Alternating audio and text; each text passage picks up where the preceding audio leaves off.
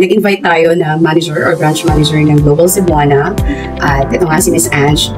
Ayan, meron lang tayong mga itatanong sa kanya. Actually, this is a frequently asked questions ng ating mga applicants or clients na masasagot niya today. So, ayan. So, yung mga hindi pa nakakapanood dyan, pwede naman natin itong i-upload later after the live. Ayun. Ayan, I want to introduce to you all Miss Ange ng Global Cebuana, Pampanga branch, okay, to be specific. And Miss Ange, pwede mo ba kaming bigyan ng brief introduction about Global Cebuana? Ano yung purpose, ano yung goal ng Global Cebuana at kailan ito nagsimula? Okay. Thank you, Miss Rodalyn, no, para ito magandang chance na rin to para mas makilala kami nationwide or worldwide since naka-live naman ay i-upload natin to mamaya. So, simulan ko na. Saan nga pa nagsimula si Global Cebuana, no? Actually, nag-start ang company namin last September 2023. Joint venture ito ni Global Dominion and Cebuana Newbury Finance, no? Dalawang malalaking company na ang goal is makatulong sa ating mga OFW and seaman worldwide. Then, syempre, ang pinaka-mission din natin is to empower Filipino overseas by providing financial support through personal loans na rin, ma'am. Kasi yun naman ang goal natin dito, kaya na-create ang company. Yes, it's Thank you so much for the brief introduction of the company, Ms. Ange. So, yan yung brief goal or introduction ng company or Global Cebuana. At meron pa ding ilang mga questions ng ating mga clients about the Global Cebuana. So, pwede ba natin itong masagot, Ms. Ange? Yes, siguro mga 100 questions lang. Ganun. Good, edit tayo dyan, ma'am. Hindi, mga lang siguro, Ms. Ange, mga 11 lang ganun. So, simulan natin. Thank you so much for the brief introduction about the Global Cebuana. At ito po yung unang tanong. Yes, so, ano-ano ang loan offers ng Global Cebuana at sino-sino ang qualified na ano ang loan offers ng Global Cebuana at sino-sino ang qualified na mag-avail ng loan? Ayun. Yan, magandang question yan, ma'am, no? Ano nga ba yung mga ino-offer namin na product? Ngayon kasi, ma'am, si Global Cebuana po, nag-offer po yan ng 4 na product, no? Ano po ba yung 4? Ito po si personal loan, land-based. Ito po yung mga OFW na nakabakasyon or yung mga first-timer na aalis po. And then, meron din po kami tinatawag na Pinoy Abroad, land-based. Ito po yung mga nasa abroad na. Okay? And then, yung pangatlo po is personal loan, sea-based. Ito naman po yung mga seaman na sasampa pa lang po ng barko. At yung pang-4 po is Pinoy Abroad, sea-based. Ibig sabihin po nito, ito po yung mga seaman natin na naka-onboard na. Kumbaga, nagre-remittance na po, no? So, dun sa another question naman ni Ma'am Rodalyn, ano ko natin po dito, ano po ba yung mga basic salary required na ba, ma'am, or qualification na ba, ma'am? Kung sino-sino po, Miss Ange, yung qualified mag-avail. Okay, sige, sino-sino. Dito po sa tawag dito, sa personal loan C-base, yung first timer or nakabakasyon, pwede po dyan yung skilled saka non-skilled natin. Kasi po, ang salary bracket dyan is 30,000 and up.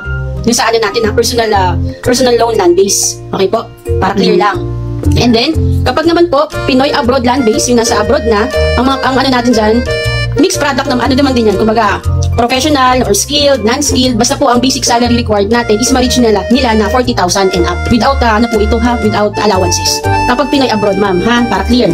Okay. And then, kapag naman po C-base, syempre, ito po yung sabi ko nga po, yung pasampa pa lang, at least 15,000 basic salary po. Kasi, pag mga C-base naman po, lahat naman kasi dyan, free of use na sila, diba? Since na on-board po yung mga yan, at least 15,000 basic salary. Yan. Same naman din yan sa sa Pinoy Abroad C-base, since naman pangatlong tanong is, magkano ang monthly interest rate? Ayun. Magandang question din yan, no? Kasi yung iba dyan, hindi rin talaga nalalaman kung magkano po ba talaga ang monthly interest or interest rate ni Global Cebuana. Yes. Si Global Cebuana po, ang fixed interest rate niya is 2.5 monthly interest na po ito. Ngayon, i-ano ko na rin dito, Ma'am Rodalyn, yung about sa promo natin para very clear na yan. Ang fix po namin or hindi nababagong rate is 2.5 monthly interest, pero since nga po may promo kami for professionals like teacher, engineer, nurse, or mga shipmates, second mate sa mga barko, may promo kami hanggang April 2025. Actually, last year pa po ito, since ngayon lang tayo nagkaroon ng chance na ma-broadcast din to online. Ang promo na interest namin po doon is 1.99 lang po, no? Kasi yun ang give back din namin sa mga professional. Kasi minsan hindi kasi na-highlight yan, Ma'am Rodalyn, di ba? Basta, sige, mag-a-apply po ako ng loan, pero hindi mo na nabigyan ng yung pagiging professional mo. Pero kay Global Cebuana, binigyan natin na highlight yan. Binigyan natin na at least ma-highlight sila, at least for special promo, di ba?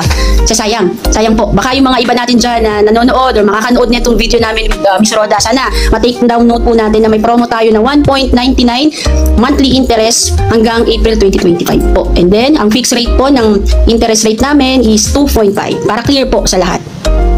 Wow, so ayan, yun yung monthly interest. Napakaganda, no? So, i-clear lang natin na ang interest ay 2.5. That is for the regular loaners, right? Yes. Tapos ngayon, since na-appreciate natin yung mga professionals natin abroad, syempre malaking sakripisyo din mag-abroad, meron tayong promo. So, ayun nga, 1.99% from 2.5 to 1.99%. Napakalaking, napakalaking discount nun, kumbaga, no? So, bigyan natin ng chance yung mga professionals natin makapag-loan ng mas malaki. So, thank you so much, Miss Ange, for that. About sa processing fee, kung meron bang processing fee, ano ang options na pwedeng gawin sa processing fee? Ayan, sige ma'am. I-ano natin yan. Regarding naman po sa processing fee, meron po talaga, okay? Ang ano lang po kasi kay Global Cebuana, hindi po natin ito, or hindi po kami nanghihingi ng bayad bago natin i-process yung account. Which is, marami pong nalulokong mga OFW nationwide dahil po sa mga scammer na yan na nanghihingi kagad ng pambayad bago i-proseso. Tama? Or processing fee daw po na tinatawag. Okay?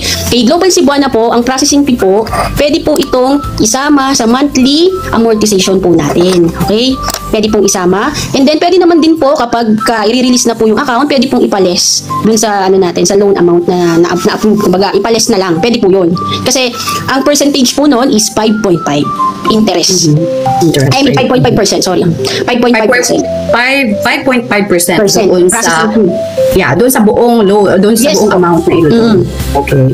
Ang kinagandahan yan, ma'am, sir, pwede po natin nga isama monthly sa monthly amortization or gusto nyo one-time deduction. Pwede papipiliin po natin kayo dyan, syempre. Ayun. So, yun yung kagandahan. Miss Ange, feeling ko mas maganda yung kaninang pwesto mo. Yung kita-kita yung para mas makita yung natin. So, yun nga, merong processing fee. Kagandahan sa Global Cebuana, open tayo sa mga ganito. Kasi yung iba parang hindi nila dinidisclose sa mga client. Then, magugulat na lang yung client, ay, meron palang ganun. May kailangan pala tayong bayaran, ganyan. So, ang kagandahan sa Global Cebuana, dinidisclose na nila sa client na meron nga tayong processing fee. At yung processing fee, normal naman talaga yan sa mga legit na loan company, right? So, kung minsan pag i-offer sa'yo na, ay, free lang, walang babayaran ganyan, ay, kabahan ka na. Oo. Kabahan ka na talaga kasi most of the time, yung mga ganyang nag-offer na too good to be true, yung mga scammers. No? Tama ba, Miss Ange? Yes, ma'am. Marami po. Marami po tayo nalilinig na story about po dyan. About dyan. Oo, kaya, ayan.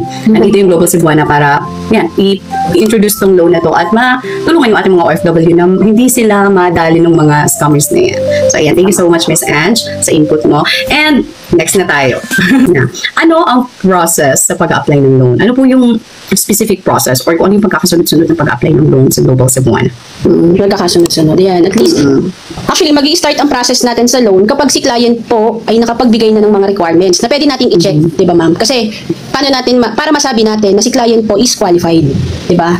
So, siguro pinakamagandang, natin, syempre yung contract, valid ID, contract, and then syempre yung visa, di ba? Kung nasa abroad na po yan, check natin yung visa validity, and then, kapag naman paalis yan, dapat i-check natin yung contract niya and then flight details niya. Syempre, iba-iba kasi yan, ma'am masyadong malawak pag sinabi natin process, di ba? Pero pinaka-basic na required natin para ma-start natin yung process is yung valid ID niya, like passport, and then contract, kung paalis yan, flight details, yung mga ganyan po. Yun yung una natin i-check para makita na natin agad kung ano ba siya, mapuproceed ba natin yung account o hindi.